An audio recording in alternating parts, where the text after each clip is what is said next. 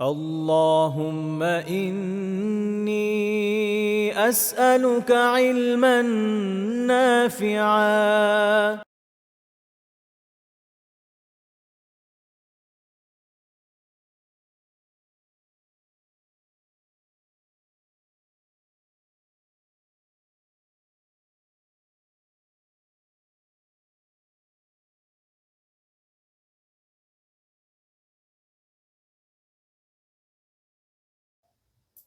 إن الحمد لله نحمده ونستعينه ونصلي على رسوله الكريم وعلى آله وصحبه أجمعين ما بعد আমরা আলোচনা করছিলাম যে বিপদগ্রস্তদের সাথে রাসূলুল্লাহ সাল্লাল্লাহু আলাইহি ওয়াসাল্লামের আচরণ কেমন ছিল। আমরা শুরুতে আলোচনা করেছি বিপদ কেন আসে, এক্ষেত্রে মুমিনের করণীয় কি, তা থেকে মুক্তির উপায় কি। এরপর আমরা এই বিষয়ে আরো কিছু বিষয় আলোচনা করছি যে যারা বিভিন্ন ধরনের বালা মুসিবতে পড়েছেন তাদের সাথে আল্লাহ রাসূল সাল্লাল্লাহু আলাইহি ওয়াসাল্লাম কেমন ব্যবহার করেছেন, তাদেরকে কি শিক্ষা দিয়েছেন যে কিভাবে বিপদকে ডিল করতে হয়। জীবনে তো বালা মুসিবত মানুষের আসেই। এই প্রেক্ষিতে সে কিভাবে আচরণ করবে এটা আল্লাহ রাসূলের অত্যন্ত উত্তম পন্থায় আমাদেরকে শিক্ষা দিয়েছেন।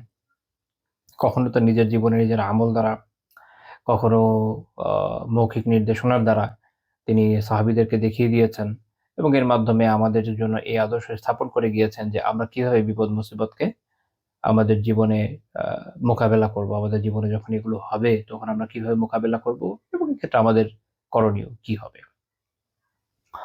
আ কিছু বিষয় যেমন তিনি করার নির্দেশ দিয়েছেন যে এই দোয়া পড়ো, এভাবে করো। আবার কিছু বিষয় নিষেধও করেছেন যে এটা করা যাবে না।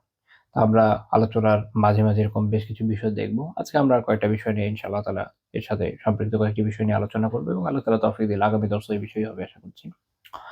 তো আজকে আমাদের ৯ নম্বর পয়েন্ট সেটা হচ্ছে যে বিপদের সময় তিনি নিজের উপর বদদোয়া করতে নিষেধ করেছেন। এটা গুরুত্বপূর্ণ পয়েন্ট। এটা হচ্ছে মানুষ যখন বিপদে আক্রান্ত হয়, কখনো খুব সামান্য বিপদেও মানুষ এভাবে ভেঙে পড়ে যে সে তার আ নিজের ব্যাপারে একরকম বদদোয়া করে ফেলে। যেমন হয়তো বলবে যে, "আল্লাহ আমাকে কেন মেরে ফেলেন না?" বা "এটা কেন হয় না?" বা "ওটা কেন হয় না?" হয়তো আ তার হাতে বা পায়ে খুব পেইন। এখন এটা সাময়িক কোনো কারণে হতে পারে বা এমন কোনো রোগের কারণে হতে পারে যেটা আল্লাহ তাআলা চাইলে হয়তো শীঘ্রই ঠিক হয়ে যাওয়ার মতো ছিল। কিন্তু দেখা যাবে সে নিজের জন্য বদদোয়া করে বসে আছে যে, "আমার এই হাতটা যদি কেটে যেত বা পাটা যদি কেটে যেত" বা এরকম ধরনের কথা মানুষ বলে বসে। আপনারা খেয়াল করলে দেখবেন। অনেক সময় মানুষ লানত দেয়, অভিশাপ দেয় এবং বিপদ তো শুধুমাত্র যে শারীরিক অসুস্থতা হয় এরকম তো না, অনেক ক্ষেত্রে হতে পারে। দেখা গেল যে কারো সন্তান হয়তো একটু খারাপের দিকে যাচ্ছে। তো সে কি করে বসে? যে বদদোয়া করে বসে। অথচ তার করণীয় ছিল যে সে তার সন্তানের জন্য দোয়া করবে। কল্যাণকর দোয়া করবে যে আল্লাহ তাআলা তাকে হেদায়েত দান করেন। তার অবস্থানকে সংশোধন করে দেন, অবস্থা শুধরে দেন। বা দেখা গেল যে তার কোনো সম্পদ নিয়ে তার ভালো লাগছে না, একটা দোয়া করে বসলো। এই বাড়িটা পছন্দ না? ধুর আল্লাহ এই বাড়িটা যদি ধ্বংস করে দিত ভালো হতো। তো এই ধরনের বিভিন্ন ধরনের কথা আপনি দেখবেন মানুষের মুখে চলে আসে এবং মানুষ আসলে কথা বলার ক্ষেত্রে লাগাম ছাড়া হয়ে থাকে। এবং জাতি হিসাবে অন্যদের কথা তো জানি না। আমাদের অবস্থা আমি জানি যে আমরা অত্যন্ত লাগাম ছাড়া। আমরা যা মাথায় আসে আমরা বলতে থাকি। তো এর ফলে দেখা যায় যে আমরা বিভিন্ন ক্ষেত্রে ক্ষতিগ্রস্ত হয়ে থাকি এবং এটা হওয়াই স্বাভাবিক। তো রাসূলুল্লাহ সাল্লাল্লাহু আলাইহি ওয়াসাল্লাম এই বিষয়টাকে নিষেধ করেছেন। সহিহ মুসলিমের হাদীস যে তিনি বলছেন, "লা তাদউ আলা আনফুসিকুম" তোমরা নিজেদের ব্যাপারে বদদোয়া করো না। নিজেদের উপরে বদদোয়া করো না। জীবনে আপনার বিভিন্ন সমস্যায় থাকতে পারে। কিন্তু মনে রাখেন যে হয় আল্লাহ তাআলা এই দুনিয়াতে এটা ঠিক করে দিবেন। অথবা যদি নাও করেন, পরকালে এর প্রতিদান আপনি পাবেন। মুমিনের তো লস নাই। আমরা এর আগে আলোচনা করে এসেছি। মুমিনের কখনোই লস নেই। সামান্য উদ্বেগ, উৎকণ্ঠা যেটা হয়, এটার জন্যও তার সওয়াব হয়। একটা কাটা বেধার থেকে একটু বেশি বা কম কষ্ট যদি তার উপর দিয়ে যায়, সেটার জন্য তার সওয়াব আছে। তার তো কোনো লস নেই। বাকি এই মুহূর্তে হয়তো আপনি নিজের চোখে দেখছেন না এটাই। এখন কেউ যদি এরকম শুনতো যে বাংলাদেশে সে খুবই অভাব-অনটনে জীবনযাপন করছে, ঠিক আছে। কিন্তু তার একজন আত্মীয় তার জন্য ধরেন সুইস ব্যাংকে, ব্যাংক অফ জুরিখে একটা বিশাল অ্যামাউন্ট জমা করছে। মনে করেন কয়েক মিলিয়ন ডলার। শুনলে খুশিতে ফিট হয়ে যেত না? আচ্ছা, যেটাই হোক, কদিন পর পেয়ে যাব, খুশিতে শেষ।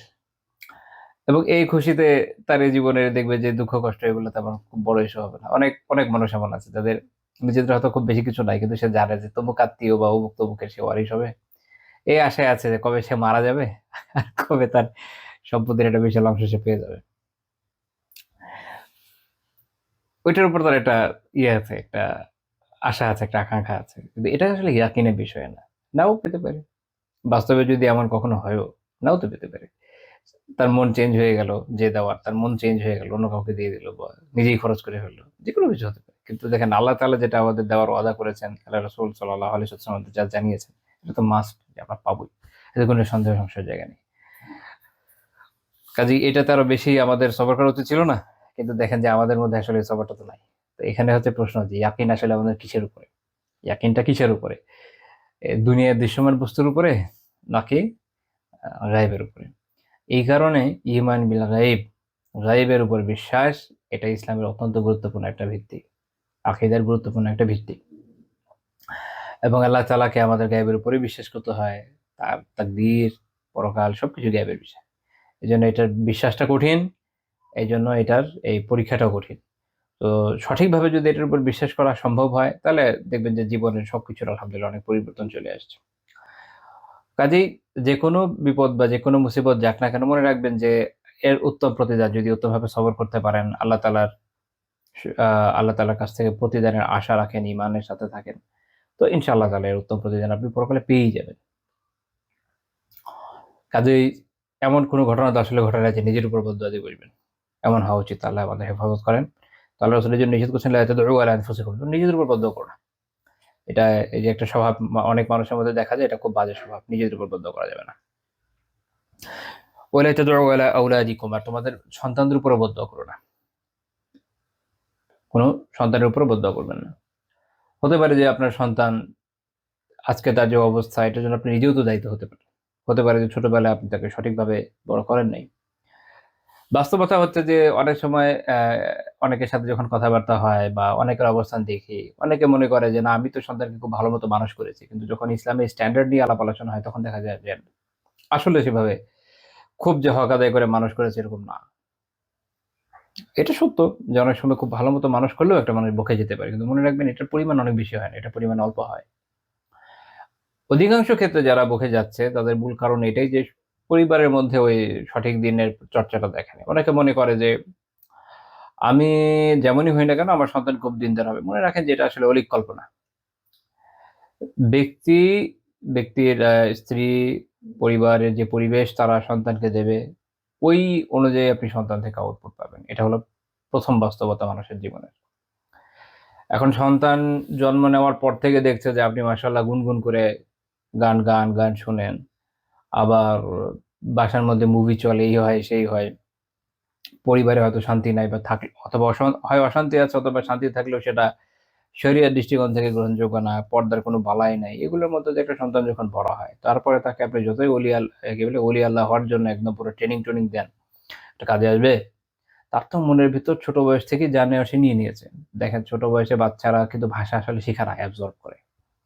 আমাদের আর তাদের মধ্যে একটা পার্থক্য আছে। আমরা যখন একটা নতুন ভাষা শিখি, আমাদেরকে খুব সতর্কতার সাথে ওটাকে গ্রহণ করতে হয়। বাচ্চারা হলো অ্যাবসর্ব করে, শুষে নেয়। চারপাশে যত তথ্য আছে সব নিয়ে নেয়। তার মস্তিষ্কটা খালি না, নিতেই থাকে। তার তো আর একটা শব্দের একটা প্রতিস্থাপক দরকার পড়ে না। তাই না? আমরা বলব যে আচ্ছা বাতি, ইংরেজি হলো লাইট, আরবি হলো মিসবাহুন।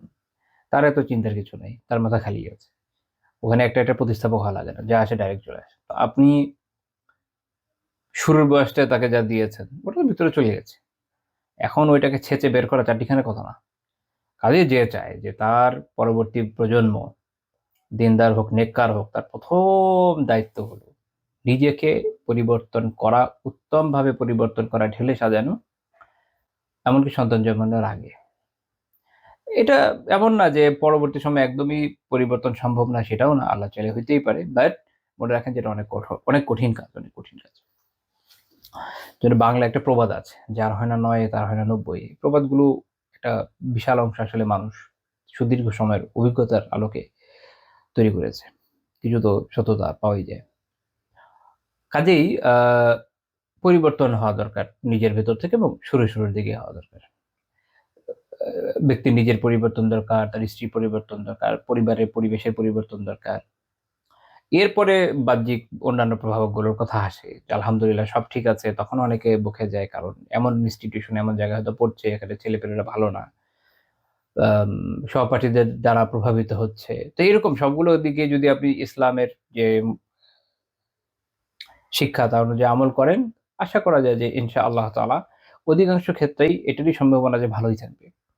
বাট তারপর কিছু তো চান্স থাকেই। আমাদের কাজটা আসলে কি? দুনিয়াতে আমাদের কাজ হচ্ছে আমাদের পক্ষে যতটুকু করা সম্ভব আমরা অতটুকু করব। আল্লাহ তাআলা যেমন আমাদের জানিয়েছেন, ফাত্তাকুল্লাহ মাস্তাতা'তুম। তোমরা সাধ্যমতো আল্লাহকে ভয় করো। যতটুকু আমাদের সামর্থ্য ততটুকু করব। এটা আমাদের সামর্থ্য যে আমরা এই বিষয়গুলোকে এনশিওর করতে পারি, করলাম। এখন এরপরে যেটা অন্তরের পরিবর্তন হওয়ার বিষয় আসে, এটা তো আর আমাদের হাতে নাই, আমরা পারি না। এটা কিছু করার নেই। কাজেই শুরুতে এরকম সন্তানের উপর ক্ষুব্ধ হয়ে গেলেন, বদদোয়া করে দিন, এটা করবেন না। অনেক মা আছে, এমনকি এত খারাপও হওয়া লাগে না। হয়তো দেখা যাচ্ছে যে সন্তান একটু দুষ্ট, একটু কথা শুনছে না, হয়তো খাচ্ছে না, একটু এদিক ওদিক দৌড়াচ্ছে, তো সে তার পিছনে দৌড়াতে পারবে না, বদদোয়া করে বসে আছে, লুলে হয়ে যায়। আমি নিজে এরকম বিভিন্ন সময় দেখেছি, শুনেছি। গ্রামে তো অনেক অহরহ হয়, শহরেও একদম হয় না, হয় এরকম আসলে বলা যাবে না, ভালোই হয়। এগুলো করা যাবে না। আল্লাহ রাসূল বলেছেন, ওয়ালা তাদউ আলা আওলাদিকুম, তোমরা তোমাদের সন্তানের বিরুদ্ধে এরকম বদদোয়া করো না। ওয়ালা তাদউ আলা আমওয়ালিকুম, তোমাদের সম্পদের উপর বদদোয়া করো না। সম্পদের উপরে গাড়ির উপর গাড়ি চালিয়ে যাচ্ছেন, গাড়ি বারবার বন্ধ হয়ে যাচ্ছে, রাগে, দুঃখে, ক্ষোভে অভিশাপ দিয়ে দিলেন। এটা বেঠিক কাজ। ওর ভেতরে আপনিও আছেন। গাড়িতে এমন অভিশাপ দিলে যেটা ধ্বংস হয়ে যায়, আপনাকে নিহত দোষে যেতে পারে। ওইরকম নিজের বিভিন্ন সম্পদ, প্রপার্টি, কোনো একটা প্রপার্টির দলিল নিয়ে খুব পেরেশানিতে আছেন, কষ্ট হচ্ছে, দেখা যায় যে বদদোয়া করে বসে থাকি। বদদোয়া করলে তো এটা সলিউশন হবে না। আল্লাহর কাছে দোয়া করেন যেন ঠিক হয়ে যায়। তো মূল কথা হচ্ছে যে কোনো জায়গায় এই ধরনের বদদোয়াগুলো করা উচিত না। বদদোয়া ইসলামের শত্রুদের বিরুদ্ধে, মুসলিমদের শত্রুদের বিরুদ্ধে, জালেমদের বিরুদ্ধে এইসব জায়গায় কাজে লাগে। নিজের নিজের সম্পদ, নিজের জান, নিজের মাল, নিজের সন্তান, এরা তো নিজের লোক। এদের কাছে কেন বদদোয়া করবেন? আল্লাহ রাসূল এরপর বলছেন, এখন আপনার মনে হতে পারে যে আচ্ছা আমি তো এমনি কথার কথা বলে ফেললাম। বিষয়টা এরকম না। মানুষের জবানের একটা দাম আছে। বাঙালির কাছে জবানের হয়তো কোনো দাম নাই। এখানে ব্যবসায়ীরা যদি কথা বলে যে অমুক দিন টাকা দেব, অমুক দিন যে কোন দিন এটা একমাত্র আল্লাহ তাআলা জানেন, তাই না? মানে এদেশের সবারই একই অবস্থা। এটা পলিটিক্যাল পার্টি বলেন, ব্যবসায়ী বলেন, সব ঘরানার মানুষ বলেন, কমন। কারো জবানের দাম ইউজুয়ালি পাওয়া যায় না। কিন্তু আল্লাহ তাআলার সাথে মুআমালাটা এরকম না। তারপর আল্লাহ রাসূল বলছেন, লা তুওয়াফিকু মিনাল্লাহি সাআহ ইউসআলু ফিহা আতা ফায়াস্তাজিবু লাকুম। কারণ এমন সময় আছে দিনে যখন হয়তো আল্লাহ তাআলার পক্ষ থেকে এমন একটা সময় নির্ধারিত থাকে হয়তো দিনে, যে ওই সময় যদি চাওয়া হয় কোনো কিছু, তাহলে এটা অবশ্যই তাকে দেওয়া হয়।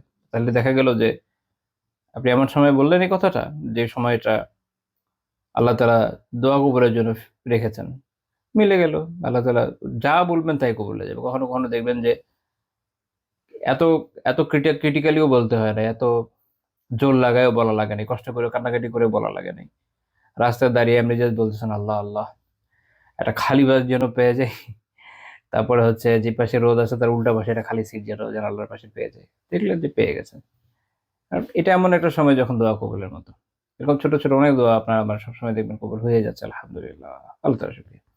তো যেভাবে এই বিষয়গুলো কবুল হয়ে যায়, উল্টাটাও তো হয়। যখন উল্টাপাল্টা কথা বলবেন ওগুলো কবুল হয়ে যাবে। এজন্য উল্টাপাল্টা কথা বলার ব্যাপারে সাবধান থাকেন। মুসলিম তার নিজের জবানকে নিয়ন্ত্রণ করতে পারে। যদি এটা না করতে আমরা পারি, তাহলে মনে রাখতে হবে যে ওইটা যে মুসলিমের যে গুণ, মুমিনের যে গুণ, এটাতে আমাদের কমতি দেখা যাচ্ছে। আল্লাহ তাআলা এটাকে পূরণ করে দেন, ঠিক করে দেন। আমিন। লা ইলাহা ইল্লাল্লাহ। আ আরেকটি হাদিস সহিহ মুসলিমের, আবু সালামা রাদিয়াল্লাহু তাআলা আনহু যখন মারা যান, তখন রাসূলুল্লাহ সাল্লাল্লাহু আলাইহি ওয়াসাল্লাম তাকে দেখতে ওই সময় ওখানে গিয়েছিলেন। তো তিনি গিয়ে, তার চোখ তো খোলা ছিল মারা যাওয়ার পরে। দেখবেন যে মানুষের চোখ উপরের দিকে তাকিয়ে থাকে। তো আল্লাহ রাসূল ওটা বন্ধ করে দিলেন এবং বললেন যে, "ইন্না রূহা ইযা কুবিদা তাবিআহুল বাসারু।" তো যখন রূহ কবজ করা হয়, তখন দৃষ্টি তার অনুগামী হয়। অর্থাৎ রূহ যেহেতু উপরের দিকে চলে যায়, মানুষের চোখ উল্টো দিকে এরকম উপরে হয়ে যায়। তো আল্লাহ রাসূল সাল্লাল্লাহু আলাইহি ওয়াসাল্লাম তার চোখকে বন্ধ করে দিলেন। তো তারপরে যেটা হলো যে তার পরিবারের লোকজন, তারা তো কান্নাকাটি করলো। ইয়া তবে সেখানে একটা বিষয় ছিল যে তখন আল্লাহ রাসূল সাল্লাল্লাহু আলাইহি ওয়াসাল্লাম তাদেরকে একটা নসিহত করেছেন। তিনি বলছেন যে লা তাদউ আলা আনফুসিকুম বিল খায়র, তোমরা নিজেদের ব্যাপারে কল্যাণ ছাড়া অন্য কোনো কথা বলো না। ফাইন্নাল মালাইকাতা ইউআমিনুনা আলা মা তাকুলুন, কারণ তোমরা যেটা বলো ফেরেশতারা তার সাথে আমিন বলে থাকে। অর্থাৎ নিজেদের ব্যাপারে চেষ্টা করতে হবে কল্যাণকর কথা বলা। এখানে যদিও মেইয়েতের বিষয়ে আলোচনা আসলে এসছে, তো কাজেই কেউ মারা গেছে, যদি নেককার দিনদার হয়ে থাকে অবশ্যই সেক্ষেত্রে। আর বদকার ফাসেক ফাজের বদমাইশি তোর হলে তো আপনি যতই বলেন না কেন ওটা তো থামাইতে পারবেন না, মানুষ যা বলার বলবেই। তো সাধারণ মুমিনদের ক্ষেত্রে আমাদের করণীয় এটাই, আমরা তাদের ভালো কথাগুলো বলবো, তাদের জন্য খায়ের দোয়া করবো, কল্যাণের দোয়া করবো। তাহলে আসলে এরপর নিজেই এ দোয়া শিখিয়ে দিলেন যে কিভাবে দোয়া করতে হয়। তিনি বলেন আল্লাহুম্মা গফির লি আবি সালামা, হে আল্লাহ আপনি আবু সালামাকে মাফ করে দেন। ওয়ারফা দারাজাতাহু ফিল মাহদিয়্যিন, যারা মাহদি, যারা হেদায়েত প্রাপ্ত তাদের মধ্যে তার মর্যাদাকে উঁচু করে দেন। ওয়াখলুফহু ফি কিবহি ফিল গাবিরিন, এবং তারপরে যারা রয়ে গেছে তার বংশধরেদের আপনি অভিভাবক হয়ে যান। ওয়াগফির লানা ওয়া লাহু ইয়া রাব্বাল আলামিন, ইয়া রাব্বাল আলামিন, তাকে এবং আমাদেরকে ক্ষমা করে দিন। ওয়াফসাহ লাহু ফি কবরিহি ওয়া নাওয়ির লাহু ফিহি, তার কবরকে প্রশস্ত করে দেন এবং তাকে আলোকিত করে দেন।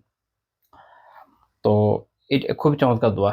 দেখেন যে এর মধ্যে যা থাকে যে মাগফিরাত, তারপর হচ্ছে মর্যাদার বুলন্দি, তারপরে পরবর্তীতে যারা রয়ে যাচ্ছে তাদের অভিভাবক হওয়া, তারপরে তার ক্ষমা প্রার্থনা, নিজের জন্য ক্ষমা প্রার্থনা, তারপরে রয়ে গেল কবরের কথা, কবরের প্রশস্ততা এবং কবর আলোকময় হওয়া।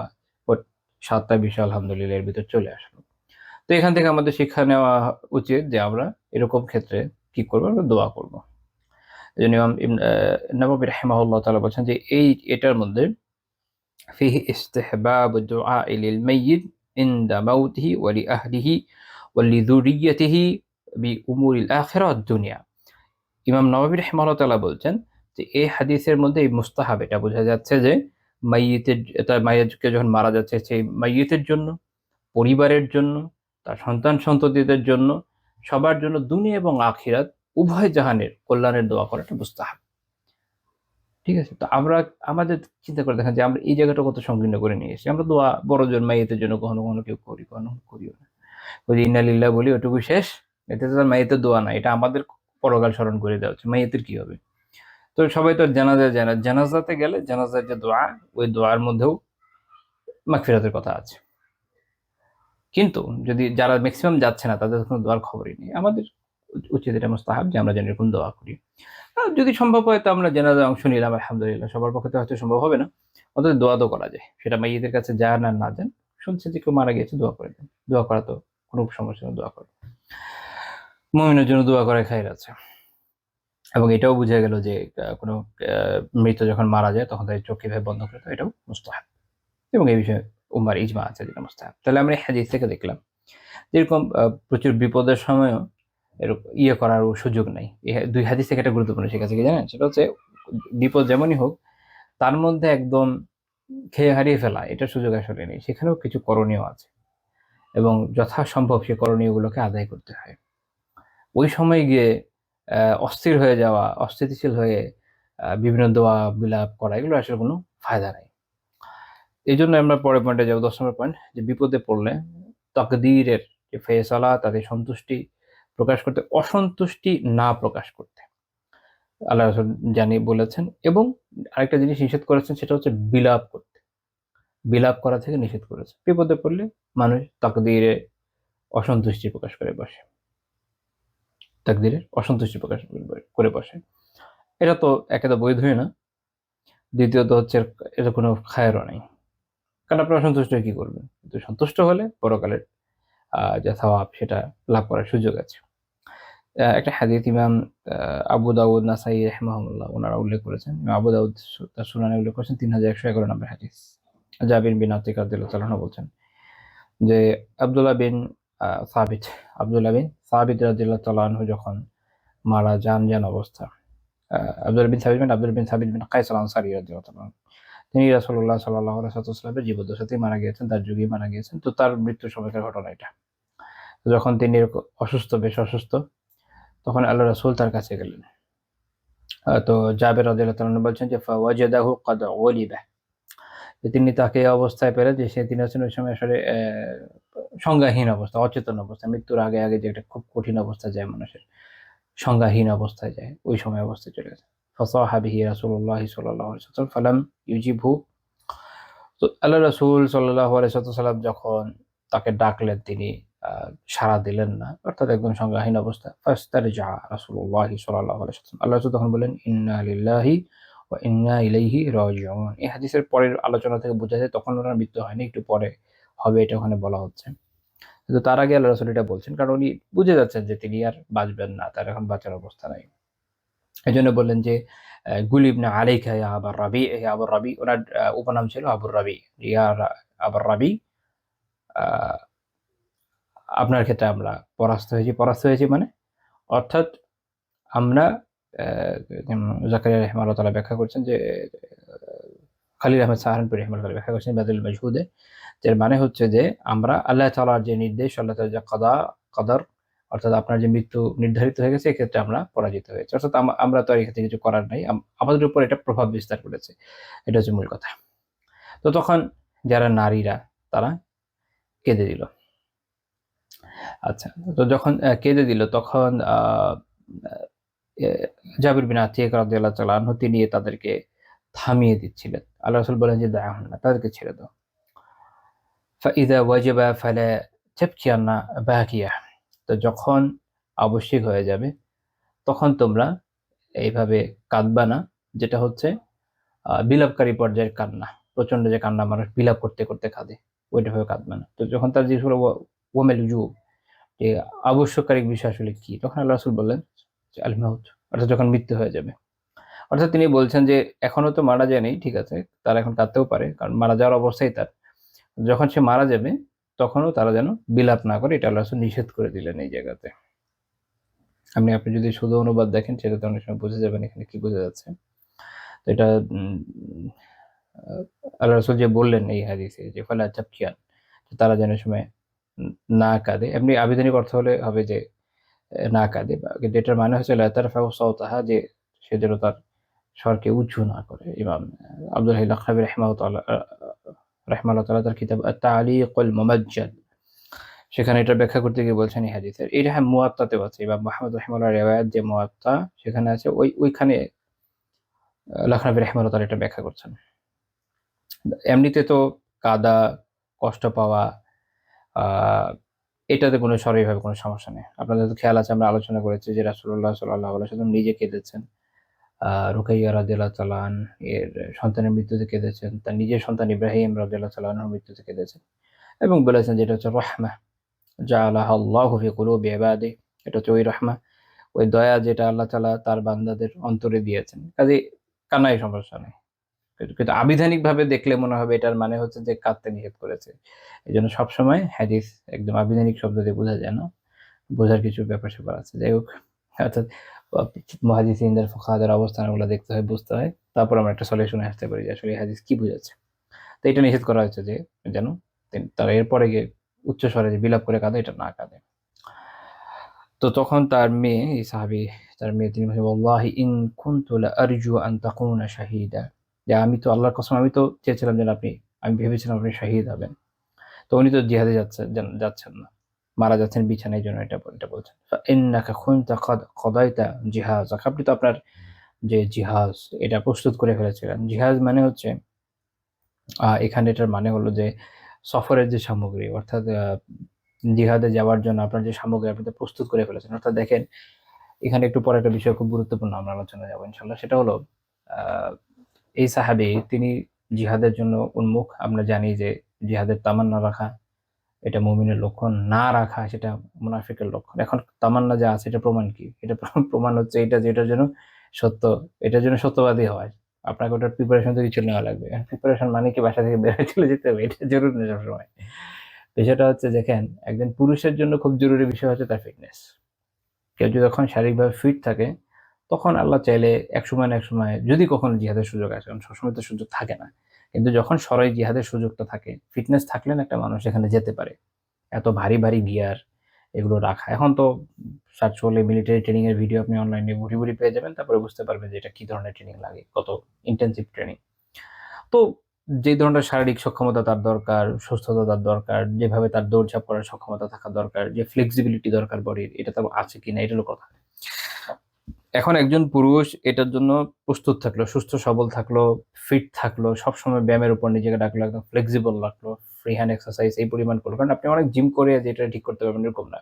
কথা কথা কেউ আল্লাহর রহমতে গেল জিহাদ করতে, ওখানে তো জিম নেই। তো তার অ্যাকচুয়ালি যে জিনিসটা দরকার সেটা হচ্ছে ফ্লেক্সিবল বডি এবং ফ্রি হ্যান্ড এক্সারসাইজে খুব ভালো মতো ফিট থাকা। তো এটা তার পক্ষে এটা হলো সর্বোচ্চ। সে যদি করতে পারে তো আলহামদুলিল্লাহ। যদি আর্থিক প্রিপারেশন রাখে তো খুবই ভালো। এটা হচ্ছে তার পক্ষ থেকে প্রমাণ যে হ্যাঁ, আমি এটুকু আমি করেছি। আমি আত্মিকভাবে রেডি এটার জন্য। যদি কখনো সুযোগ হয়, দুনিয়াতে কখনো এরকম সুযোগ আমি পাই তো করলাম, আর না পেলে তো আর কিছু করার নেই। কিন্তু এই যে একটা প্রিপারেশন, এটা হচ্ছে ওই নিয়াতের সত্যতা যে হ্যাঁ, আমি আসলেই এটা করতে চাই। এখন আপনি দেখবেন যে আলহামদুলিল্লাহ আল্লাহর বান্দারা অনেকে আছেন মাশাআল্লাহ বলেন, আমি ছোট করতে বলছি না, কিন্তু হতে পারে ওজন ১২০ কেজি। এটা তো আসলে সম্ভব না। আরো অনেক ধরনের সমস্যা থাকে। তো এটা একটু বোঝা দরকার। এই হাদিস থেকে এটা বুঝলেন যে এই সাহাবী তিনি প্রিপেয়ার্ড। তিনি তার সামান প্রস্তুত করেছেন।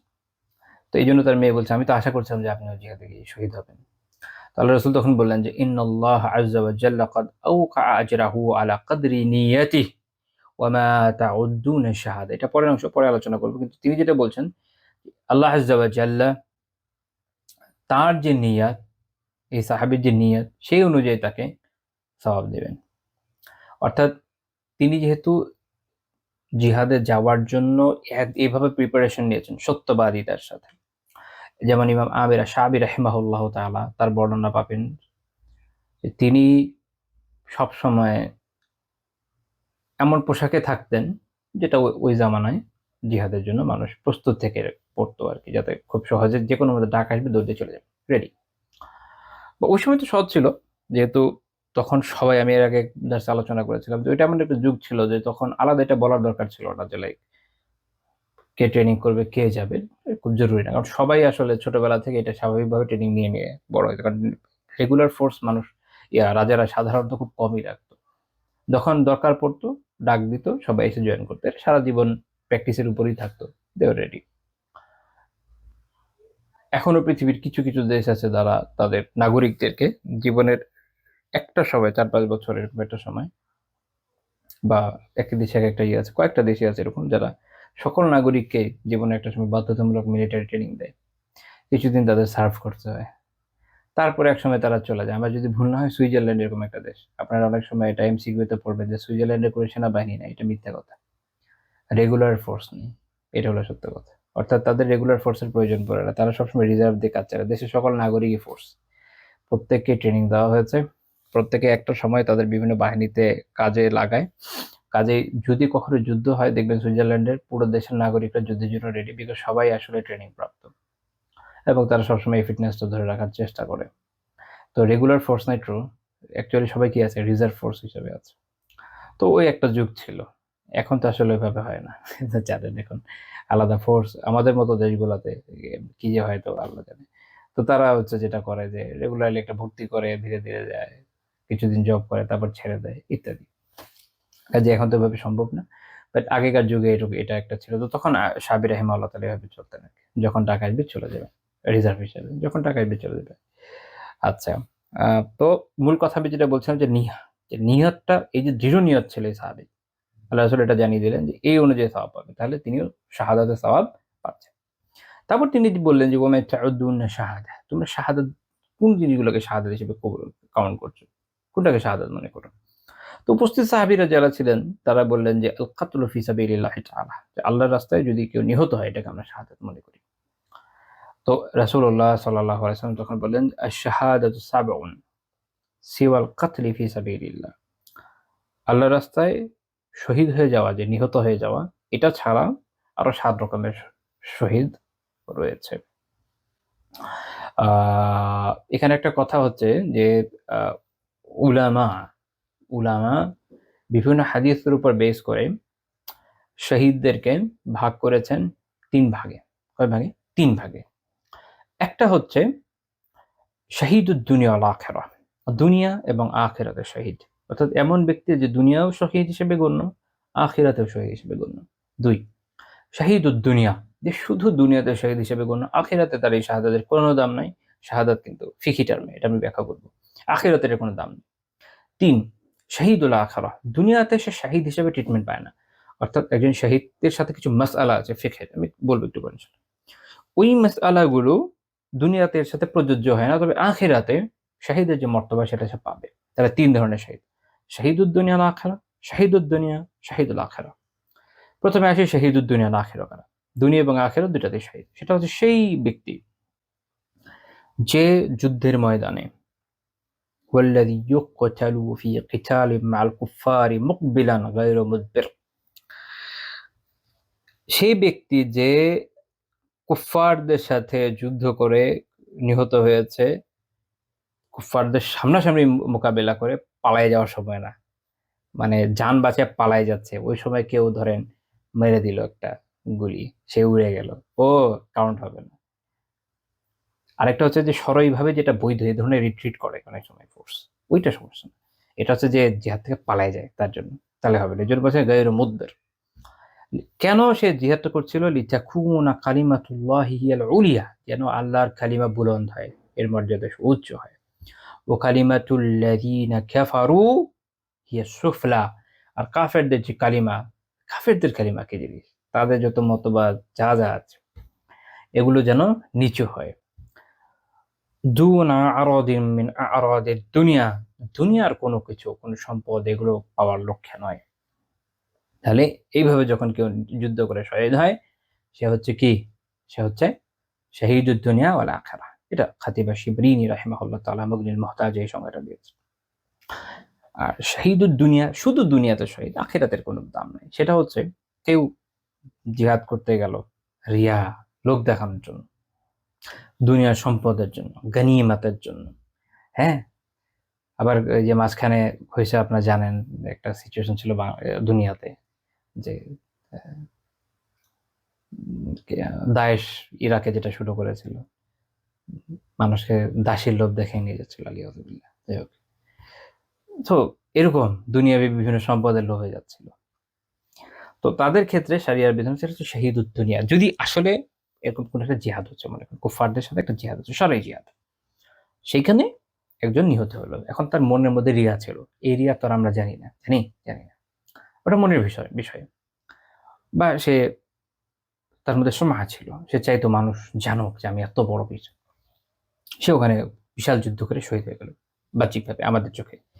তো শহীদের যে মাসালা, জানাজার সালাতের, তারপরে দাফন কাফনের, এটা তার সাথে দুনিয়াতে প্রযোজ্য হবে, যেন সেটা শাহিদুদ দুনিয়া, দুনিয়া শাহিদ। কিন্তু তার অন্তরে যেহেতু আল্লাহ তাআলার ব্যাপারে ইখলাস ছিল না, এই জন্য আখিরাতে সে শাহিদ হিসেবে কাউন্ট হবে না, ওখান থেকে সে বঞ্চিত হবে। এই জন্য আল্লাহ রাসূল সাল্লাল্লাহু আলাইহি ওয়াসাল্লামের সাথে একজন ব্যক্তি এরকম শহীদ হয়ে যায় দুনিয়ার হাইসিয়তে, সেটা হচ্ছে খাইবারের যুদ্ধে। কিন্তু আল্লাহ রাসূল হাদিস অনুযায়ী তিনি জানিয়েছেন যে সে জাহান্নামে যাবে। কেন? কারণ গনিমতের একটা চাদর মেরে দিয়েছিল। তো এটা ওনার একটা বড় গুনাহ ছিল, এবং এই গুনার প্রতিফল তো আখিরাতে পেতে হবে। তো শহীদের যে মর্যাদা, সেটা থেকে উনি বঞ্চিত হলেন শুধু এই গনিমতের মেরে দেওয়ার কারণে, যেটা শরীয়তে বৈধ ছিল না। গুলো লুট করে নিয়েছেন, চুরি করে দিয়েছেন। আচ্ছা, তা আমরা বুঝলাম যে তাহলে বিষয়টা কত ক্রিটিক্যাল না, রিয়া থেকে বাঁচা, এই ধরনের বিষয় থেকে বাঁচা, আল্লাহ তাআলা আমাদের বাঁচান, নয়তো অনেক বড় নেক আমল বরবাদ হয়ে যায়। এটা হচ্ছে শাহিদুল আখিরাহ, এমন শাহিদ যে দুনিয়াতে এরকম যুদ্ধের ময়দানে তো কুফারদের সাথে নিহত হচ্ছে না, বাট বেশ কিছু হাদিস থেকে জানা যায় যে এরা হচ্ছে শাহিদ। আমরা যেমন দেখবো ইনশাআল্লাহ, যেমন আল মাকতুল জুলমা মিন গায়রি কিতাল, জিহাদ ছাড়া অন্যান্য সময় কাউকে যদি জুলুম করে হত্যা করে দেওয়া হয়, যেমন আমাদের দেশে বিগত সরকারের সময় অনেক মানুষ শুধু দিন প্র্যাকটিস করার জন্য, আলহামদুলিল্লাহ, হয়তো আলহামদুলিল্লাহ দিন প্র্যাকটিস করছে, ফজরের সালাত জামাতের সাথে যাচ্ছে, শুধু এইটার কারণে কুফরি শক্তি তাকে উঠিয়ে নিয়ে গেছে, তাকে হত্যা করেছে, তার উপর জুলুম করেছে। ইনশাআল্লাহ তাআলা তারা তাদের এই নিয়তের কারণে, নেক আমলের কারণে শহীদ হিসেবে কাউন্ট হবে আল্লাহ তাআলার কাছে আখিরাতে। এই দুনিয়াতে হয়তো সে তার প্রাপ্য মর্যাদাটা পায় নাই, কিন্তু আখিরাতে তো সে অবশ্যই পাবে। তো এরকম বিভিন্ন বিষয় আছে যেগুলো আমরা হাদিস থেকে জানি। আল্লাহ তাআলার কাছে আমরা শাহাদাতের তামান্না রাখি, এটা মুমিনের বৈশিষ্ট্য। তো এই হাদিস যেমন আল্লাহ রাসূল বলছেন কি শাহাদা সাবআন শারকান। তো এটা হচ্ছে যেটা বলছিলাম যে এই যে টাইপগুলা শেষে যেটা বললাম এটাকে বলে হুকুমি, একটাকে বলে হাকিকি, আর শাহাদাতুল হাকিকিয়াহ বা হাকিকি শাহাদাত, যেটা হলো প্রকৃত শাহাদা হাকিকি, যেটা হচ্ছে যে যুদ্ধের ময়দানে শহীদ হওয়া। আর এটা হচ্ছে শাহাদাতুল হুকুমিয়া, যেটা হুকুমি বিধানগতভাবে, অর্থাৎ প্রকৃতপক্ষে তো এভাবে হয় নাই, বাট এটার বিধানটা হচ্ছে তারাও শহীদ এবং এটার মর্যাদা পাবে কোথায়? আখিরাতে। আচ্ছা, তো সাতটাই হবে কিনা মুল্লা আলী কেরি রহমাতুল্লাহ মিরকাতে বলছেন বাল আকসারু কামা ইউআলামু মিন আহাদিসা উখরা, অন্যান্য হাদিস থেকে যা জানা যায় যে আরো বেশি হবে, আরো বেশি কিছু হাদিস, কিন্তু আমরা তো এই বিষয় নিয়ে আসলে আজকে আলোচনা করছি না, আমরা আলোচনার ফাঁকে ফাঁকে ইনফরমেশন গুলো আপনাকে দিয়ে যাচ্ছি, যেটা আমি সবসময় চেষ্টা করি আলহামদুলিল্লাহ, আল্লাহ তাআলার শুকরিয়া যে যাতে এক দর্শ আমরা যদিও করি আল্লাহর শুকরিয়া যে এর মধ্যে দেখবেন যে আল্লাহ তাআলার মেহেরবানি যে তিনি যে করাচ্ছেন আলহামদুলিল্লাহ, যে দেখবেন কিছু তাফসীর আমরা আলোচনা করে ফেলি, কিছু অন্য ব্যাখ্যা বিশ্লেষণ ফিকি মাসালা এগুলো চলে আসে, যাতে আলহামদুলিল্লাহ একটা ওভারঅল ধারণা চলে আসে দিন সম্পর্কে। যাই হোক, তো সাতটা আমরা এই হাদিসেই আপাতত সীমাবদ্ধ থাকবো, আর আগাবো না। তো সাতটা কি কি? তো আল্লাহ রাসূল বলছেন প্রথম নাম্বার আল আল মাতউন শাহীদুন, যে প্লেগে আক্রান্ত হয়ে মারা যায় সেই শাহীদ। মাতউন এইটার অনেকে এটাকে এরকম মনে করেছেন যে যে কোনো মহামারী, কিন্তু আসলে তাউনে যে মারা যায়, অর্থাৎ আইয়িল্লাযী মাতা ফিত তাউন, যে তাউনে মারা যায়, তাউন মানে প্লেগ, তাউন মানে প্লেগ, এক্সপ্লিসিটলি এটাই, যে কোনো মহামারী না। পৃথিবীতে অনেক ক্যাটাগরি মহামারী হয়, বিগত শতাব্দীর শুরুতে ইনফ্লুয়েঞ্জার মহামারী ছিল, আমরা করোনা দেখলাম, আরো অনেক সময় অনেক গেছে, অনেক কিছু হয়েছে। তাউনের একটা ব্যাপক অর্থ মহামারী হতে পারে, কিন্তু মনে রাখবেন যে অ্যাকচুয়ালি হাদিসে এই শব্দ দিয়ে মূলত বুঝাতে হচ্ছে প্লেগ। তো কোনো জায়গায় মহামারী হলে ওই জায়গায় যদি কি যেন একটা শব্দ ছিল মাঝখানে ব্যবহার হয়েছে যে সবগুলোকে একসাথে যে আটকে একটা এরিয়াকে ইয়ে করলো, যে আমি তো শব্দটা ভুলে গেছি ব্যবহারের অভাবে। তো এরকম যদি করা হয় যে এখান থেকে কেউ বের হতে পারবেন এরকম, তো ওইটা বিধানগতভাবে প্রয়োগ হতে পারে, যেন এটা বৃহত্তর কল্যাণে মাসলাহার জন্য। যখন ফাজিলাতের মাসালা আসবে বা কোনো জায়গায় নিরাপত্তার কথা আসবে, তখন এই শব্দকে ব্যাপকভাবে ব্যবহার করাটা আমি সঠিক মনে করি না, এবং এটা কোনো বাস্তব ভিত্তিও নেই। যখন করোনা হয় তখন আমি আল্লাহ আলাম আর কি এরকম লিখেছি কিনা, আমার হিসাবে আমার জানা মতে আর কি, আমি কাউকে দেখিনি, আমি এটা নিয়ে ফেসবুকে লিখেছিলাম যে ওই সময় আমি রেডিওতে একটা প্রোগ্রাম করতাম, পুরো রমাদান আলহামদুলিল্লাহ করেছি, আল্লাহ শুকরিয়া। ওই সময় ফেসবুকে আমি এটা নিয়ে বলেছি যে অ্যাকচুয়ালি তাউন দিয়ে উদ্দেশ্য হচ্ছে প্লেগ। কাজে অনেকে মনে করছেন যে হারামাইন শরীফাইনে করোনা হবে না, এটা সঠিক না, প্লেগ হবে না। আল্লাহ তাআলা প্লেগ থেকে ইনশাআল্লাহ হারামাইন শরীফাইনকে হেফাজত করবেন, বিভিন্ন হাদিস থেকে আমরা জানি, বাট এটা ব্যাপকভাবে সকল মহামারীর জন্য প্রযোজ্য না। এবং আমি ডাটা দেখেছিলাম যে ইনফ্লুয়েঞ্জা মহামারী যখন হয়েছে ওটা ওখানে গিয়েছে, এটা সকল মহামারীর জন্য প্রযোজ্য না। আল্লাহ তাআলা কখনো প্লেগ ওখানে দেন না, ইনশাআল্লাহ দিবেন না, হাদিস অনুযায়ী আমরা জানি। তো অনেকে অনেক সময় অপোজ করেছেন। তো পরে যখন অ্যাকচুয়ালি মদিনা এবং মক্কাতে করোনা রোগী শনাক্ত হলো, আমি পরে পোস্ট দিয়েছিলাম, আমি তো বলেছিলাম যখন আমাকে অনেক অপমান করলেন অনেকে, কিন্তু বাস্তব দেখেন হয়েছে কি হয়নি। আপনি আমার সাথে দ্বিমত করতে পারেন, কিন্তু যে ধরনের অ্যাটাক গুলো হয়েছে খুব দুঃখজনক। বাংলাদেশে আসলে যে কোনো ধরনের দ্বিমতের ক্ষেত্রে অ্যাটাকের প্রবণতা অনেক বেশি। এখন অ্যাটাক তো হয়েছে, যাই হোক, এখন যখন আসলে পাওয়া গেছে, রিকগনাইজড রোগী যখন পাওয়া গেল, তখন কেউ আর ক্ষমা টমা চায় না, এটা আর হাস্যকর বিষয় এবং প্যাথেটিক। হ্যাঁ, তো তাহলে মূল কথা যে আসলে প্লেগে নিহত হয়, প্লেগে মানব জাতি অনেক ধরনের মহামারী দেখেছে, এর মধ্যে স্পেসিফিকলি প্লেগের কথা বলে, প্লেগে যে মারা যায়। তারপর হচ্ছে ওয়াল গারিক ওয়া শাহিদ, গারিক মানে হলো যে ডুবে যায়, অর্থাৎ দেখা গেল যে কেউ পানিতে ডুবে গেল, সেটা জিহাদেও হতে পারে বা অন্যান্য ক্ষেত্রে এমনিতে পানিতে ডুবে মারা যেতে পারে, সেটা শাহিদ হবে। ও সাহিবু যাতিল জামবি শাহিদ, যাতুল জামব যার রয়েছে সে শাহিদ। যাতুল জামব কি জিনিস একটু বুঝে নেন, আমি একটু কিছু কিছু কথা বলি। সেটা হচ্ছে কি, এই শব্দগুলো যেগুলো আছে এগুলো স্পেসিফিকলি কিছু বিষয়কে ডিনোট করে। সমস্যা হচ্ছে যে অনেক সময় বাংলা অনুবাদ যেগুলো আপনারা অনলাইনে পাবেন, ওনারা এটাকে শাব্দিক অনুবাদ করেছেন, এর ফলে অনেকে একটু ভুল বোঝে। স্বাভাবিক, আপনি যখন অনুবাদ করবেন সব বিশাল বড় রচনা তো লিখবেন না। যাতুল জামব হচ্ছে একটা রোগের নাম, এটা হচ্ছে ইংরেজিতে বলে প্লিউরিসি, আরেকটা নাম আছে যে প্লিউরিটিস, এটা এক ধরনের ইনফ্লেমেশন, যেটা লাঞ্জ এর চারপাশে যে ঝিল্লি আছে মেমব্রেন, এখানে এক ধরনের ইনফ্লেমেশন হয় এবং এটা এক পর্যায়ে বুকে প্রচন্ড পেইন তৈরি করে শ্বাস নেওয়ার সময়। এটা হচ্ছে প্লিউরিটিস, এটা একটা স্পেসিফিক রোগ, যে কোনো বুকের ব্যথা না। এই ধরনের যে ধরনের রোগ হয় প্লিউরিসি বা প্লিউরিটিস, এটা হচ্ছে জাতুল জাম। তো এই রোগ যার হয় এবং এই অবস্থায় সে মারা যায়, হাদিস বলছে সে শহীদ হবে। তারপর হচ্ছে ওয়াল মাবতুন শহীদুন। মাবতুন কি জিনিস? এখন অনেক জায়গায় যেটা লেখে যে হচ্ছে যার পেটে ব্যথা না, পেটে ব্যথা না, শুধু পেটে ব্যথা না। ইবনুল আসির রাহিমাহুল্লাহ নিহায়াতে বলছেন আল মাবতুন হচ্ছে সেটা আল্লাযী ইয়ামুতু বিমারাদি বাতনি, যে তার পেটের রোগে মারা গেছে। কি ধরনের রোগ? কাল ইসতিসকাই ওয়া নাহওয়ি।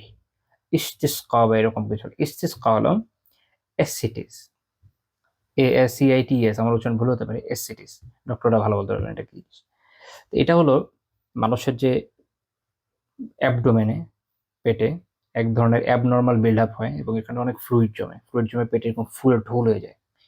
ডক্টর এখান থেকে আবার এগুলো বের করে। যাই হোক, এই রোগটায় যদি কেউ মারা যায়, যেমন এটা হচ্ছে কি বললাম আমি, এটা হচ্ছে ইস্তেস্কা, এই রোগটার নাম। তো এইরকম রোগ যদি কারো হয় তো সেটা হতে পারে। বা ইমাম মুল্লা আলী খারি রাহমাহুল্লাহ তাআলা ব্যাখ্যা করতে আরো কয়েকটা কথা, যেমন ইসহাল, ডায়রিয়া, বা ওয়াজওয়াবাত, অ্যাবডোমিনাল পেইন, বিভিন্ন ধরনের এই ধরনের রোগে যখন কেউ মারা যাবে তো সে হচ্ছে শহীদ। এটা অন্য কিছু হাদিসেও আছে, যেমন সহিহ মুসলিমে হাদিসে আছে, এটা একটু বাড়েও, মানে পরিধিতে কয়টা রোগ না একটু বাড়তেও পারে, অন্যান্য রোগ হতে পারে। যেমন হাদিস আছে সহিহ মুসলিমে যে ওয়ামান মাতা ফিল বাতনি ফাহুয়া শাহীদ, যে তার পেটের কারণে মারা যায়। তো এটা একটু ব্যাপক হলো অর্থটা। তার মানে পেটের বিভিন্ন সমস্যায় যদি কেউ মারা যায় ইনশাআল্লাহ সে শহীদ হবে। ইমাম তিরমিজি, ইমাম নাসাই এবং ইবনে হিব্বান রাহিমাহুল্লাহ তাআলা একটা হাদিস উল্লেখ করেছেন, সেটা হচ্ছে মান কাতালাহু বাতনুহু ওয়া লাম ইউআযযাব ফি কবরিহি, যাকে তার পেট মেরে ফেলে, অর্থাৎ পেটের সমস্যার কারণে সে মারা যায়, পেটের বিভিন্ন রোগ কষ্টের প্রচন্ড কষ্ট নিয়ে মারা যায়, পেটের কষ্ট প্রচন্ড হয়ে জানেন আপনারা।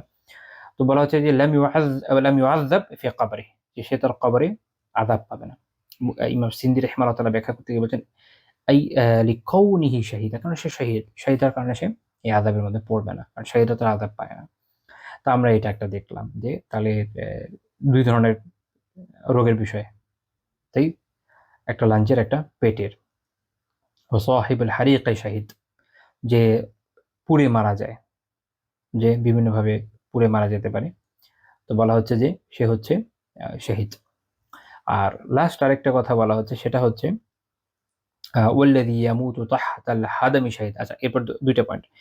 এক হচ্ছে যে কোনো কিছুর নিচে চাপা পড়ে মারা যায় সে শহীদ, যেমন কেউ কোনো দেওয়ালের নিচ দিয়ে আছে, দেওয়াল পড়ে গেল, সে চাপা পড়ে গেল।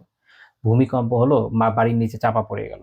এটা জিহাদে হতে পারে, সাধারণ অবস্থায় হতে পারে, যেকোনো। জিহাদে হলে তো এমনিতেই শহীদ হওয়ার কথা, যদি বোম্বিং এখনকার সময় যেরকম হয়, সে তো সরাসরি যে যুদ্ধের শহীদ সেটার মধ্যেই পড়বে। কিন্তু কেউ এমনিতে নর্মালি ধরেন বাসায় আছে, চাপা পড়লো ভূমিকম্প টুমিকম্প এগুলোর কারণে, বা দেওয়াল হয়তো দুর্বল ছিল পড়ে গেল। আর বাংলাদেশের কথা তো আপনারা জানেন, এখানে ফ্লাইওভারে ভেঙে পড়ে যায়, আপনাদের হয়তো খেয়াল আছে, চিটাগাঙে ফ্লাইওভার পড়ে গেছিল, অনেকজন মানুষ নিচে চাপা পড়ে মারা গেছে। যদি এরা ইমানের সাথে মারা যায়, আশা করা যায় ইনশাআল্লাহ শহীদ হবে। তো এরকম কেউ যখন চাপা পড়ে মারা যায়, কোনো কিছু নিয়ে ধসে মারা যায়, শহীদ হবে। যেমন শেখ উসাইমিন রাহমাতুল্লাহ তাআলা এক প্রশ্ন উত্তরে বলেছিলেন যে কেউ যদি রোড অ্যাক্সিডেন্টে গাড়ি চাপায় মারা যায়, সেও শহীদ হবে ইনশাআল্লাহ।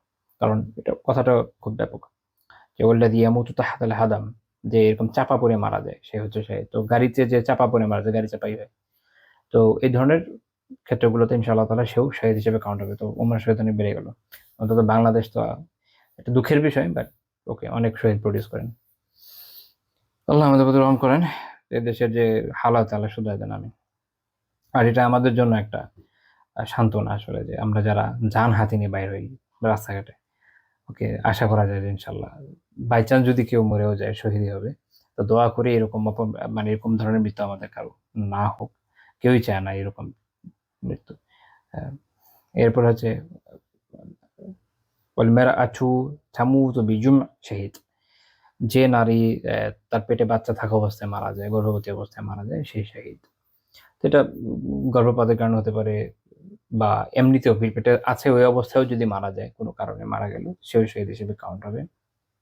কারণ এই হাদিসের ইয়েটা একটু ব্যাপক।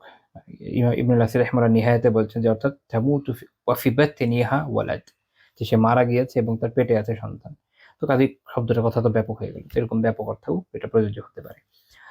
তো এই হাদিসে আমরা দেখলাম যে রাসূলুল্লাহ সাল্লাল্লাহু আলাইহি ওয়াসাল্লাম বিপদে পড়লে প্রথম কথা হলো বিপদ বিলাপ করতে তো নিষেধ করেছেন। আমরা দেখলাম তাকদীরের ফয়সালায় যে সন্তুষ্টি, সেটা আমরা এই অংশ থেকে দেখি যে দেখেন শাহাদাত চাচ্ছেন কিন্তু আপনি মারা যাচ্ছেন বিছানায়, কিন্তু আপনার নিয়ত দৃঢ় আছে। এই যে একটা তাকদীরের ফয়সালা যে আপনি জিহাদের ময়দানে মারা যাবেন না, এখানে মারা যাবেন, এটাই সন্তুষ্ট থাকতে, এটা সন্তুষ্ট থাকতে হবে। একই রকম ভাবে বাকি যে ঘটনাগুলো আছে এগুলো দেখা গেল এখন কেউ তো আর চাইবে না যে ভাই, একটা হচ্ছে দেখেন জিহাদের ময়দানে শত্রুর সাথে মোকাবেলা করতে করতে মারা যাওয়া, এটা একটা কাঙ্ক্ষিত বিষয়। সাহাবীরা চেয়েছেন, রাসূলুল্লাহ সাল্লাল্লাহু আলাইহি ওয়াসাল্লাম নিজে বলেছেন। কিন্তু মনে রাখবেন যে এর মানে এই না যে অন্যগুলো আমরা চাইতে হবে, এরকম না। মানে অন্যগুলো ক্ষেত্রে এরকম না, অন্যগুলো হচ্ছে সান্ত্বনা পুরস্কার।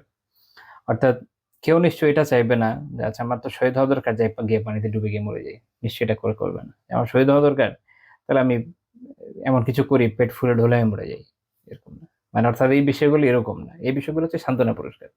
যে যদি এই বিষয়গুলো উম্মাহ ফেস করে তো তারা শহীদ হিসেবে কাউন্ট হবে পরকালে। এবং এটার আরেকটা বিশেষত্ব এখানে যে উম্মার মধ্যে শাহিদের সংখ্যা বৃদ্ধি হবে। কারণ যে যত বেশি শাহিদ হবে তো সে তত বেশি উত্তম প্রতিদান পাবে। এই জন্যই উমারকে এই বিশেষ নিয়ামত দান করেছে আল্লাহ, শুকরিয়া আলহামদুলিল্লাহ। তো এখানে আমরা এই যে তাকদীরের ফয়সালায় যে সন্তুষ্টি, সেটা আমরা মোটামুটি বুঝতে সক্ষম হলাম আলহামদুলিল্লাহ। আচ্ছা, আরেকটা বিষয় আমি বলতে ভুলে গিয়েছিলাম তখন, যে বলেছিলাম যে আহ শাহিদের সাথে কিছু মাসালা আছে, এটা আমি বলে দিব যে পার্থক্যটা কোন জায়গায়। পার্থক্য হচ্ছে যে হাকিকি প্রকৃতির শহীদ, হুকুমি শহীদ, হুকুমি মানে যে পরে যেগুলো আছে, তাদের ক্ষেত্রে মাসালা এটাই যে তাদের গোসল হবে, তাদের জানাজাও হবে অ্যাজ ইউজুয়াল সাধারণ মানুষের মতো। তাদের শহীদের মর্যাদা হচ্ছে আখিরাতে। আর যেটা যে যুদ্ধের ময়দানে শহীদ হয়, যার অন্তরে ইখলাস থাক আর না থাক, কারণ অন্তর ইখলাস না এটা তো আমরা বুঝবো না, তা আল্লাহ তাআলার সাথে ডিল হবে। দুনিয়াতে সে তার জন্য দুইটা বিষয় নিয়ে আলোচনা হয়। একটা হচ্ছে যে তাকে কি গোসল করানো হবে না হবে না, আরেকটা হচ্ছে যে তাকে কি জানাজা পড়া হবে কি হবে না। দুইটা মাসালা। প্রথমে যদি আমরা বলি যে গোসল করানোর মাসালায়, যে জুমহুর ফুকাহা, অধিকাংশ ফুকাহার অবস্থান হচ্ছে লা ইউগাসসাল, গোসল দেওয়া হবে না। ব্যতিক্রম আছে, ইমাম হাসান আল বাসরি, সাঈদ ইবনে মুসাইয়িব রাহিমাহুল্লাহ তাআলা, উনাদের দুইজনের মত আছে যে গোসল করা হবে, কিন্তু এটা জুমহুরের অবস্থান যে না, গোসল করানো হবে না। আচ্ছা, এরপর আসে অর্থাৎ যে অবস্থায় শহীদ হয়েছে ওই অবস্থায় দাফন। দ্বিতীয় পয়েন্ট হচ্ছে যে জানাজার সলাহ, এটা একটা ইখতিলাফের জায়গা আছে। আমাদের হানাফি মাযহাবের যেটা অবস্থান সেটা হচ্ছে তাদের উপরেও জানাজার সলাতটা ওয়াজিব। ইমাম আবু বকর আল খাল্লাল, ইমাম সুফিয়ান আস-সাউরি রাহিমাহুল্লাহ, ওনাদের মত হলো মুস্তাহাব। আহমদ বিন হাম্বল রাহিমাহুল্লাহ একটা মত আছে মুস্তাহাবের, তবে এটা মাযহাবের মূল মত না। মূল মত আমি বলবো ইনশাআল্লাহ। মালিকি ফাকিহরা ওনারা মনে করেন যে এক তো হচ্ছে গোসল তো হবে না, সলাতও হবে না, গোসলও না, জানাজাও না। কেউ মালিকিদের মধ্যে কেউ হারামও বলেছেন এগুলো করা। আর শাফিঈ এবং হাম্বলীদের মূল অবস্থান হচ্ছে এটা যে ইয়াহরুমু গুসল শাহিদ, শাহিদের যে শাহিদকে গোসল করানো, এটা ওনারা বলছেন এটা হারাম। ও সলাতু আলাইহি, এবং তাদের উপর জানাজা পড়াটাও হারাম। কেন? কারণ কোরআন তাদেরকে বলেছে তারা হাই, তারা জীবিত, জীবিত হিসেবে এই জন্য তাদের মর্যাদা আলাদা, তাদের মাসালা আলাদা হবে। আর হাম্বলীদের অবস্থানও তাই, যে গোসল হারাম। এবং ওনাদের কেউ মাকরুহ বলছেন, বাট মাযহাবের মূল মাসালা এটাই। এবং তাদের উপরে জানাজা পড়া হবে না। এবং এটার পক্ষে আল্লাহ রাসূল সাল্লাল্লাহু আলাইহি ওয়াসাল্লামের আমলও আছে যে উনি এটা করেন নাই। আবার বিপক্ষ দলের হানাফিদেরও আমল আছে, কি বলে দলিল আছে, কেউ তো দলিল ছাড়া বসেনি। বাট আমি মাসালা কি বলে দিলাম যে শাফি এবং হাম্বলীদের মতে গোসল, এবং মালিকিদের মতে, তিনজনের মতে, মালিকি, শাফি, হাম্বলীদের মতে যে তাদের উপর জানাজা সালাত আদায় করা হবে না। এবং যদি কেউ করে ওটার মত কি হবে, হাম্বলীরা হারাম মনে করেন, শাফিরা হারাম মনে করেন। আর হানাফিরা জানাজা দেওয়াটা ওয়াজিব মনে করেন। অন্যদিকে এমনিতে তাদের যে গোসল না দেওয়াটা, এটা সবাই এই বিষয়ে একমত যে এটা দেওয়া হবে না। ওকে, গেল পরের মাসা। এই বিষয়ে পরের একটা হাদিস আমরা আলোচনা করবো ইনশাআল্লাহ তাআলা। অর্থাৎ আমরা যে পয়েন্ট নিয়ে আলোচনা করছিলাম যে বিপদে ক্ষেত্রে তাকদিরে ফয়সালায় সন্তুষ্ট থাকা, অসন্তোষ প্রকাশ না করা এবং বিলাপ না করা, এ বিষয়ে আমি আরেকটা হাদিস আলোচনা করবো। আগেরটা নিয়ে একটু লম্বা আলোচনা হয়ে গেল, যেহেতু এর মধ্যে বেশ কিছু ফাওয়ায়েদ আছে আলহামদুলিল্লাহ। যেমন রাসূলুল্লাহ সাল্লাল্লাহু আলাইহি ওয়াসাল্লাম বলেছেন যে লাইসা মিন্না মান দারাবাল খুদুদা, যারা তাদের খাদ পেটায় তারা আমার কেউ না। কেউ না মানে ইবনুল জাওজি রাহিমাহুল্লাহ তাআলা বলছেন যে অর্থাৎ লাইসা আলা তরিকাতিনা ওয়া সুন্নতিনা, যে এরা হচ্ছে আমার তরিকা, আমার সুন্নাহর উপরে নাই। অর্থাৎ এমন না যে একদম ইসলাম থেকে বেরো কাফের হয়ে গেছে, এরকম না। এর মানে হচ্ছে এটা কে মান দরাবাল খুদুদ, খাদ মানে কি, খাদ হচ্ছে গাল, আবার ব্যাপকভাবে অনেক সময় কপাল হচ্ছে। দেখবেন যে ওই যে বিলাপ করে এরকম করে বিলাপ করে, শিয়াদেরকে দেখবেন যে অনলাইনে সার্চ করলে দেখবেন যারা এই যে হাই হোসেন করে বিলাপ করেন, এরকম করে পেটে ধরে গালে। আবার অনেকে কপালও চাপড়ায়। আবার আমাদের দেশেও কেউ মারা টারা গেলে পরিবারের অনেক মহিলার এই কাজগুলো করে। তিনি বলছে যে এরকম গালে কপালে এরকম চাপড়ায়, সে আমার কেউ না। অশাক্কাল জিউবা, যে কাপড় ছিঁড়ে ফেলে, রাগ মানে কষ্টে দুঃখে কাপড় ছিঁড়তে থাকে। ওয়াদা বিদাওয়াতিল জাহিলিয়া, এবং জাহিলিয়াতের যে বিভিন্ন কথা এগুলো বলে, এগুলো এরা হচ্ছে জাহিলিয়াতের যে দাওয়া, এটা যারা করে বলা হচ্ছে তার কেউ না। ওইটা আমরা আপাতত আলোচনা যাব। শুরুর দুইটা পার্ট আমাদের সাথে এই মুহূর্তে রিলেটেড, যে বিপদের সাথে রিলেটেড। তো এই সময় এটা থেকে কিছু মাসালা আসলো। এক হচ্ছে একটা জিনিস আছে, যেটা বলে নাদব হচ্ছে মৃতের সুন্দর সুন্দর গুণ বলে বলে কাঁদা, দেখবেন। আর একটা হচ্ছে নিয়াহা, বিলাপ করা। একটা হচ্ছে মানুষ দেখবেন বিলাপ করে, বিলাপ তো আই হোপ যে সবাই বোঝেন। আরেকটা দেখবেন গ্রাম অঞ্চলে আমি এই জিনিসটা দেখেছি কয়েক বছর আগে, যে যেমন অমুক এই ছিল, সেই ছিল, হ্যান ছিল, ত্যান ছিল, এগুলো বলে বলে যেহেতু তার এই ভালো গুণগুলো বলবে, কাঁদবে, দুলবে, এই করবে, ওই করবে, এগুলো হচ্ছে না, হারাম, দুটোই হারাম। আবার একইভাবে কাপড় ছিঁড়ে ফেলবে, তারপরে ধরেন চুল উপড়ে ফেলবে দুঃখের আগে, হ্যাঁ, চুল টানে, চুল উপড়ে, চুল ফেলে দেয়, এগুলো সবই হারাম, এগুলো না, এগুলো করা যাবে না। তো তাহলে রাসূলুল্লাহ সাল্লাল্লাহু আলাইহি ওয়াসাল্লাম ওদেরকে এটা জানিয়ে দিলেন যে এই কাজগুলো যারা করে তারা আল্লাহ রাসূলের সুন্নাহর উপরে নাই, তার পথে নাই। তার মানে হচ্ছে বিপদ, এই কাজগুলো করা যাবে না। আপনি যতই বিপদে পড়েন, এই গালে থাপড়াথাপড়ি করা যাবে না, কপাল চাপড়াচাপড়িও করা যাবে না, এরকম কাপড় টেনে টেনে ছেড়ে ফেলা যাবে না। আচ্ছা, আরেকটি হাদিস আমরা এই প্রসঙ্গে দেখবেন ইনশাআল্লাহ তাআলা। রাসূলুল্লাহ সাল্লাল্লাহু আলাইহি ওয়াসাল্লাম বলেছেন, এটা সহিহ মুসলিমের হাদিস। এর পরেরটা যেটা বলবো, আর আগে যেটা বলেছে ওটা সহিহ বুখারী হাদিস 1297 নম্বর হাদিস। আচ্ছা, পরের হাদিসটা হচ্ছে যে আরবাউন ফি উম্মতি মিন আমরিল জাহিলিয়াহ লা ইয়াতরুকুনাহুন, আমার উম্মার মধ্যে এরকম 4টা জিনিস থাকবে যেটা জাহিলিয়াতের বিষয়, কিন্তু এটা তারা ছাড়বে না। তার মানে এই 4টা ইমাম আলী রাহিমাহুল্লাহ বলছেন যে এগুলো হচ্ছে তারা খিসারুন আরবাউন কায়না, যে এগুলো হচ্ছে এমন বিষয়, 4টা বৈশিষ্ট্য এটা থাকবে এই উম্মার ভিতরে, থাকবে এদের ভিতরে। এবং ইমাম তিবরি রাহিমাহুল্লাহ এটা ব্যাখ্যা করতে এরকম বলছেন যে আল্লাহ ইয়াতরুকুহুন্না, যে আল্লাহ রাসূল বলছেন, উনি ব্যাখ্যা করতে বলছেন, তার মানে হচ্ছে এরা একটা বিশাল অংশের মধ্যে থাকবে এবং দেখা যাবে যে কেউ যদি ছেড়েও দেয় অন্য কেউ এসে এটা ধরবে। মানে এই বিষয়গুলো থাকবে উম্মার ভিতরে কোনো না কোনো ফর্মে, এটা বিশাল অংশের মধ্যে। এক হচ্ছে আল ফাখরু ফিল আহসাব। আচ্ছা, আহসাব দিয়ে কি উদ্দেশ্য? এর মানে হচ্ছে যে কেউ যখন তার নিজের ব্যাপারে, নিজের পূর্বপুরুষের উত্তম উত্তম গুণ এই সেই বলে অহংকার করে না, যে আমার বাপ এই ছিল, আমার দাদা এই ছিল, আমার বংশের মধ্যে এই আছে, আমার বংশে সেই আছে, আমার বংশ তমুক বংশ, হ্যাঁ, যে আমার বংশ, বাংলাদেশে কত বংশ আছে, স্পেসিফিকলি বংশের নাম বলে অনেকে খারাপ লাগতে পারে। তো এক একজন এক একটা বংশের কথা বলেন, আমাদের এই বংশ, আমাদের সেই বাড়ি, ঠিক আছে, আমাদের এই ট্রেডিশন, এগুলো বলে অহংকার করে। এইটা তার মানে এটা জাহিলিয়াতের বিষয়, এটা বৈধ বিষয় না, এটা বুঝে না, এটা বৈধ বিষয় না।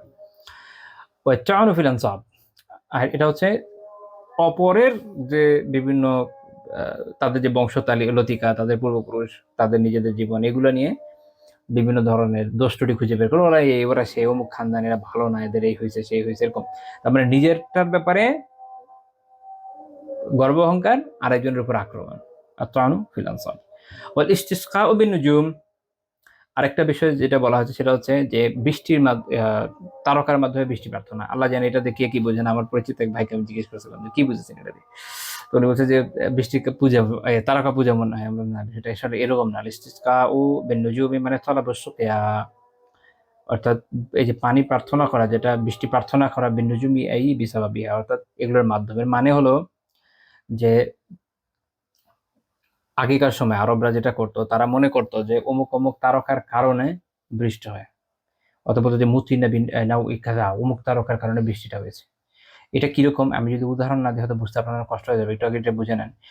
অ্যারাবিক যে অ্যাস্ট্রোলজিক্যাল সিস্টেমটা, এখানে সারা বছরের 28টা মঞ্জিল আছে চাঁদের। কয়টা মঞ্জিল? 28টা। এক একটা মঞ্জিল 13 দিনের মতো হয়। তো এরকম গ্র্যাজুয়ালি আপনার এক একটা মঞ্জিল থেকে একটা মঞ্জিলে যায়। তো একটা বছরকে কতগুলো আনুয়াতে ভাগ করে, সেটাতে আপনার আপনার এক মঞ্জিল একটু বেশি থাকে মেবি, যাই হোক। তো এইভাবে পুরো বছরকে এরা ভাগ করেছে, ঠিক আছে? এখন একটা বছরের এক একটা মাসে এক একটা মঞ্জিল আসে। ওই মঞ্জিল বোঝার উপায় হচ্ছে একটা বিশেষ কোনো নক্ষত্র তাদের টার্গেট থাকে যে অমুক নক্ষত্রটা থাকার মানে হচ্ছে এই মঞ্জিলটা এখন চলছে। তো যখন ওই সময় বৃষ্টিটা হয় তখন মনে করে যে এই নক্ষত্র যে উঠেছে এই কারণে এই সময় একটু বৃষ্টিটা হয়েছে। এটা উদাহরণ দিলে তো বললেন। আরবের বৃষ্টির সময় হলো অক্টোবর থেকে এপ্রিল মাস। তো ধরেন 8 অক্টোবর থেকে একটা মঞ্জিল শুরু হয় সরফা। এই মঞ্জিল চলে পরবর্তী কিছু সময় পর্যন্ত, 20 অক্টোবর পর্যন্ত। তো এই সময়ে কোন নক্ষত্র থেকে বোঝা যায় যে এই মঞ্জিলটা হচ্ছে সোহেল? সোহেল মানে হচ্ছে ইংরেজিতে বলে ক্যানোপাস। ক্যানোপাসটা হচ্ছে বলা হয় যে রাতের আকাশে এটা হচ্ছে দ্বিতীয় উজ্জ্বলতম তারকা সিরিয়াসের পরে, এবং সাউদার্ন হেমিস্ফিয়ারে পাওয়া যায়। তো যাই হোক, এই তারকাটা যখন দেখে তখন মনে করছে যে এখন হচ্ছে এই মঞ্জিলটা চলছে। এখন ওই সময় যদি বৃষ্টি হয় তাহলে বললো যে আচ্ছা সোহেলের জন্য বৃষ্টিটা হলো, অর্থাৎ সোহেল হয়, সোহেল উঠায় বৃষ্টি হয়েছে। অথচ এটা তাদের বলার কথা না। তাদের বলার কথা কি?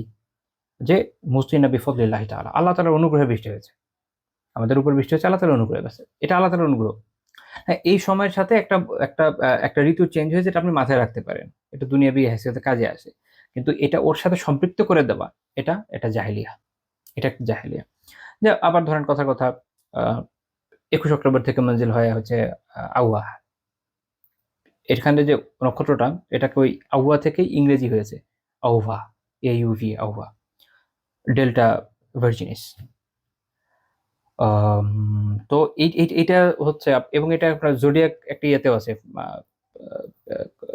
সাইনের মধ্যে পড়ে ভার্গো, এটার সাথে রিলেটেড। আচ্ছা যাই হোক, তো ধরেন এই যে নক্ষত্র এটা উঠলো, ওই সময় বৃষ্টি হলো, বলবে যে এই নক্ষত্রের জন্য, আবহাওয়ার জন্য আপনার বৃষ্টি হয়েছে না।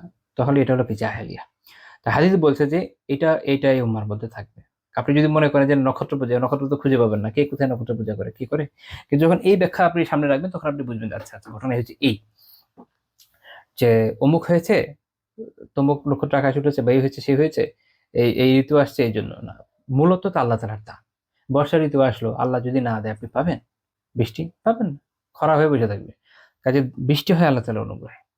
বৃষ্টি ঋতুর কারণে না, বৃষ্টি কোনো রাশির কারণে না। রাশি মানে ওই যে আহ আকাশের যে সৌরজগতের যে আপনার বিভিন্ন কি বলে এটাকে যেন, কক্ষপথ, সেখানে কোন নক্ষত্র কই আছে এটার উপর বেস করে, সেটার জন্য না।